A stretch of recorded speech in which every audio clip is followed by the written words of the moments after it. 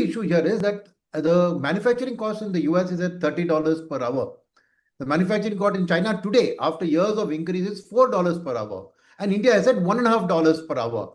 So you can clearly see that that difference between 30 and 4, which is $26, that profit was being taken away by China. And the US was, so if you see the $26 price, I would say probably $20 was with China, only $6 was the benefit to America.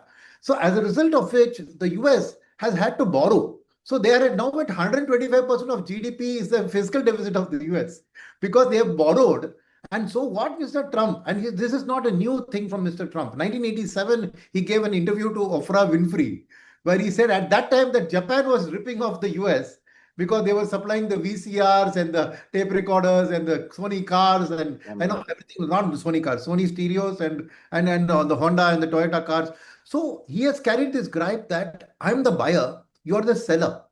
I should be deciding the price and not you as a seller. But the problem was that since no other country had stepped up along with China to really do the manufacturing.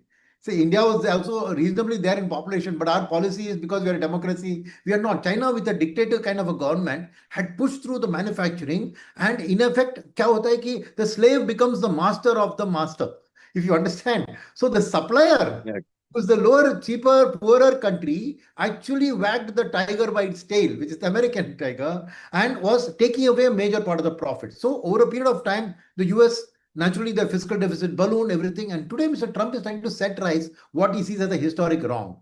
And he's saying that I'm the buyer, so I will decide this issue. So that's where this whole thing started. And naturally, along with China, the whole rest of the world, that is Mexico, Canada, the European Union, Japan, Korea, who is supplying, had got the benefit advantage, which Mr. Trump is historically setting that wrong.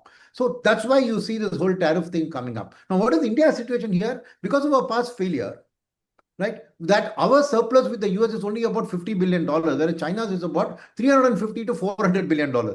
So what I'm trying to stress here is now this whole China plus one move is where the India's opportunity lies, because our population today has overtaken.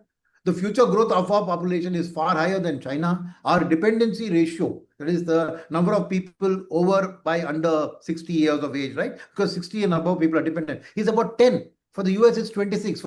For China, it's about 15 or something, and it's fast growing. So clearly the future lies with India, but these have to be renegotiated on the new terms, because Mr. Trump has got wise to the fact.